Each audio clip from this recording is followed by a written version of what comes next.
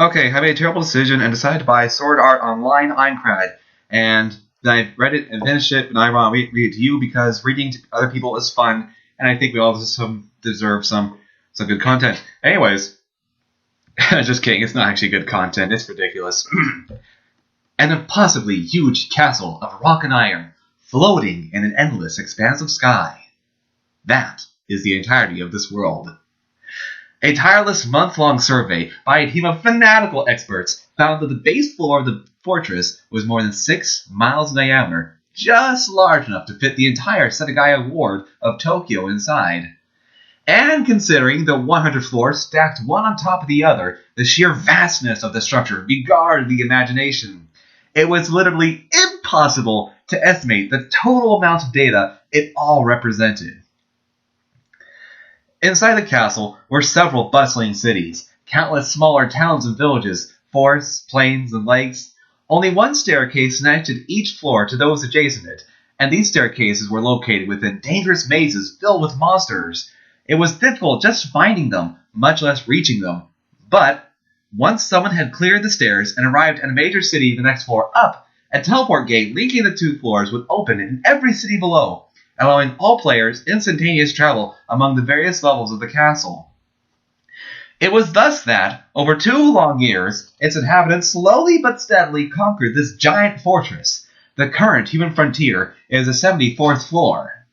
The castle's name is Einkrad, a floating world of blade and battle with about 6,000 human beings trapped within, otherwise known as Sword Art Online. And now for the first chapter. The dull gray point of the sword chipped my shoulder. I felt a chilly hand squeeze deep within my chest as a thin line fixed to the corner of my vision shrank slightly. That blue horizontal line, my HP bar, was a visualization of my remaining life force. I still had more than 80% of my maximum health remaining, but a wiser perspective said I was 20% closer to the brink of death. Before the enemy's blade could begin its motion again, I darted backward to maintain the distance between us. Huff. Italicized. I forcefully exhaled and took another breath. My virtual body in this world required no oxygen, but back on the other side, my flesh and blood form was no doubt panting heavily as I lay prostrate on my bed. A cold sweat would be glistening on my outstretched hands, my pulse racing without end. It was only natural.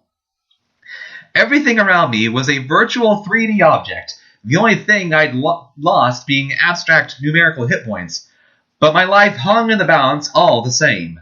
In that sense, this battle was the ultimate injustice. The enemy before me, a half-man, half-beast monster covered in slick green scales with long arms, the head of a lizard, and an elongated tail, was not only inhuman, it wasn't truly alive. It was a mass of digital data created by the Illuminati to distract us from Gamergate. That's a lie. It was a mass of digital data that could be rebuilt by the system endlessly, no matter how many times it was killed. Okay, it wasn't quite that simple. The Lizardman's AI program was observing my fighting style, learning my habits, and sharpening its reactions moment by moment. But the instant this individual creature died, that information would be reset rather than carried over to the next Lizardman to pop into the area. So, in a sense, this Lizardman was alive. It was a unique individual, one of a kind, special snowflake. Right.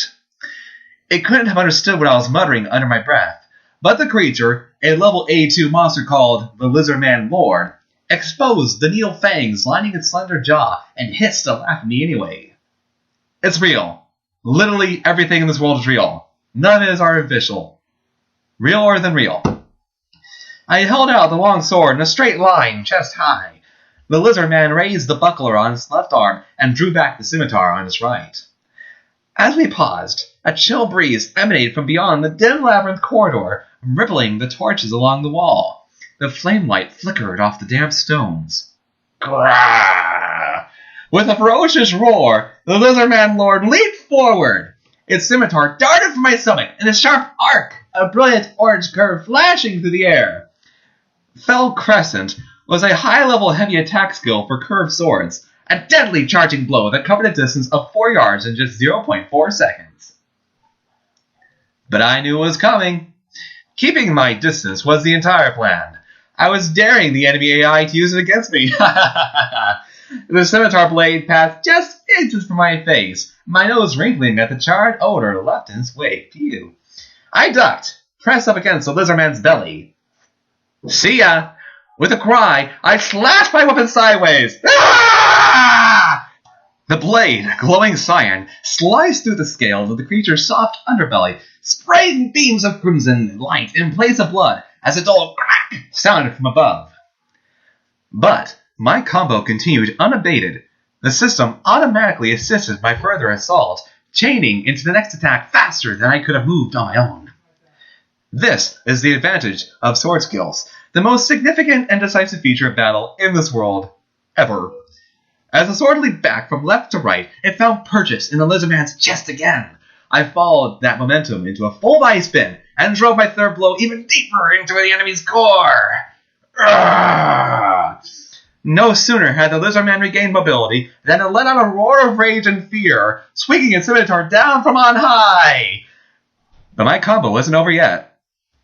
From its full extension to the right, my sword shot diagonally, left and upward, like a spring, directly striking the enemy's heart, its critical point. This four-stroke combination left a square of glowing blue lines extending outward from me. Horizontal square, a 4-part sword skill, just so you know.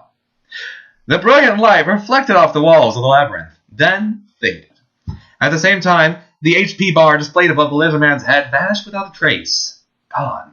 As it unleashed a long, final scream, the massive green form threw itself backward, paused at a natural angle, and then exploded into a mass of delicate polygons, with a blast like the shattering of a huge glass structure. This is death in the virtual world. Instantaneous and simple. Utter annihilation without a trace. A purple font in the center of my view popped up, listing my experience and item rewards. I swiped my sword back and forth before returning it to the sheath over my shoulder.